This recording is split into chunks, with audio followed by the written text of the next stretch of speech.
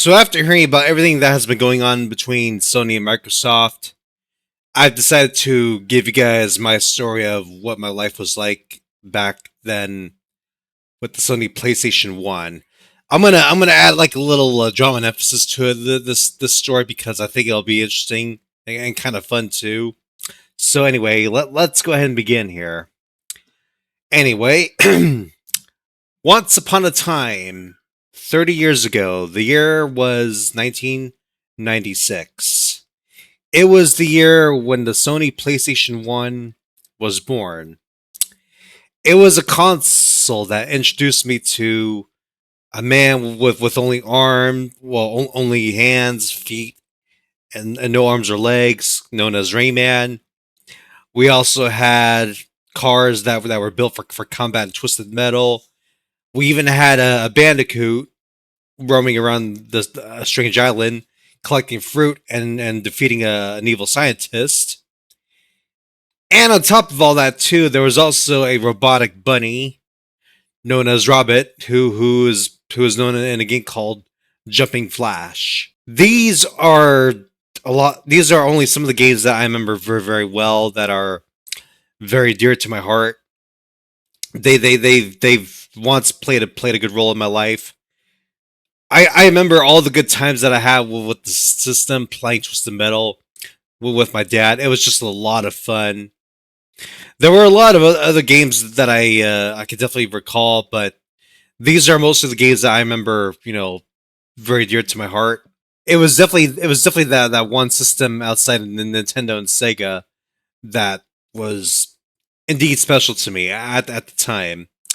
Unfortunately, I never really had a chance to get a PlayStation 2.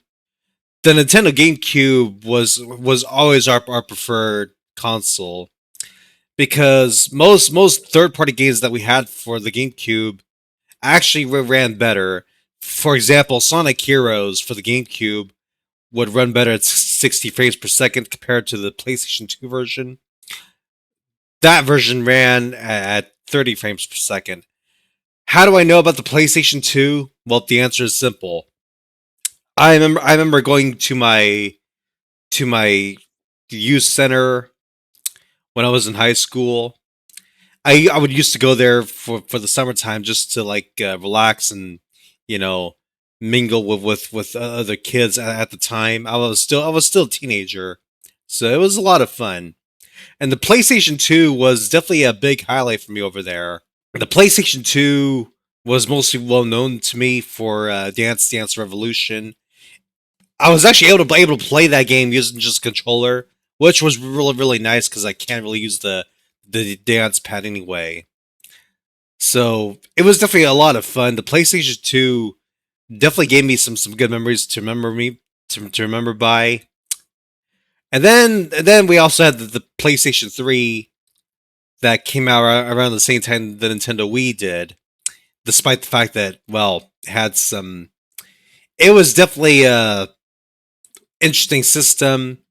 I mean the high price at the time was insane. I have to admit, but the PlayStation 3, it was the system that really got me into playing Call of Duty on a home console compared to a computer. I remember Call of Duty. I'll talk about this in another video, by the way. The old Call of Duty games, I remember used to be really good at the time. I definitely felt like the old Call of Duty games were much better back then compared to the ones that we have right now. I just feel that way, and not to mention the fact too that the old Call of Duty games as well, they kind of had some educational value to them because a lot of Call of Duties back then took place during the World Wars, actual World Wars, and real history. So it was what made Call of Duty so great for a lot of us. I first played Call of Duty on a PC. However, I had a hard time playing on the PC because of the keyboard. Like so many buttons to look at. The first Call of Duty game I played on the PS3 was the very first Modern Warfare game, Call of Duty Modern Warfare One, the original one. Playing it on the PS3 was definitely a lot better Not to mention the fact that the game actually ran better on the console as well. At the time, computers were way different, and playing games on a computer were either could be either a hit or miss depending on your hardware. You know, unlike computers today. Yeah, computers today are expensive. I'll admit that, and no one can really afford a computer right now because RAM prices are fucked up and everything. But that's beside the point, though.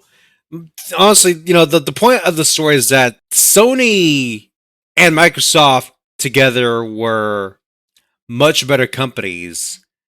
These were two companies that were able to let us live in peace, like no issues whatsoever. The PlayStation 4, um, I don't really have much of a good memory with the PlayStation 4. I did like the build of it and everything. Um, but unfortunately, with the PS4, that was when Sony started to go like really down the hill slowly but surely. I'm not saying that the PS4 was a bad system compared to the PS5. The PS5, I could definitely say, has been suffering a lot of.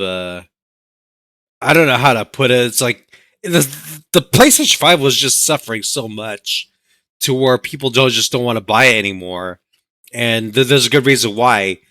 The PlayStation 5 or even the Xbox Series or whatever the hell it's called now, these two systems just don't have games that people want to get anymore, especially games that are like so focused on like stupid political correctness bullshit and whatnot. It's just not worth the money anymore. It's not just really that either, but because of Sony micro shit jamming up their prices for the systems and everything, it's what's causing people to get a Switch 2 now, because the Switch 2 actually has games that people want to play.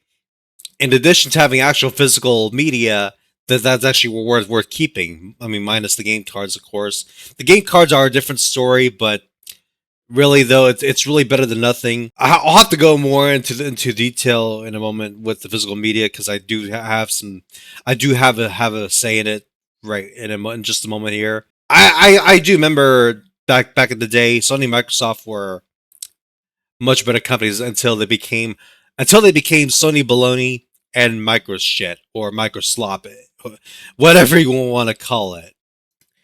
As for the whole physical media nonsense that Sony and Micro shit's been doing, I'm not really happy with it, because physical media, it was something that I grew up with before going all digital. The only reason why I'm going digital with my games right now is because it's convenient.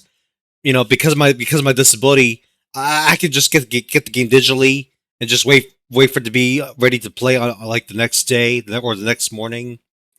I could save myself a lot of time, a lot of energy, and even money just by going to the store to get a game and then come back home. Do I miss doing that? I'm not gonna lie to you guys. I do miss going to the store and getting a game like I did back then. But the reality is, being digital myself does have its benefits. But after hearing what Sony baloney and Microchip's been doing to us, it's like, okay, yeah, I'm not quite sure if I can really support these two companies anymore. I used to have some respect for Sony and Microsoft in the past, like I said in this video, but after everything that they've done as of right now, it's over. I don't I feel like Sony and Microsoft together are both running on life support at the very moment.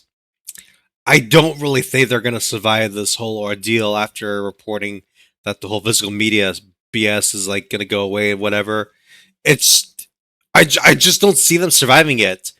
The only company I could see surviving, this year when it comes to like having something worth getting for the holiday season is Nintendo, and for obvious reasons. I mean, think about it. We're gonna get the remake of Ocarina of Time coming out this holiday season. That's definitely going to be worth buying for a lot of people to want to switch to. I mean, let's be real here. I mean, it's definitely gonna be good. I don't really have any doubts about it, though. I do have to admit I'm actually pretty nervous about how it's going to turn out at the end. So we'll just have to wait and see what happens. I mean, I don't know what the future's going to hold for Nintendo either. You know, with AI being a thing now, we'll just have to play by ear, see what goes on. So anyway, ladies and gentlemen, that is basically the end of my story with how my life used to be with Sony back in 1996. This is Major League Gaming logging out. Thank you guys for watching.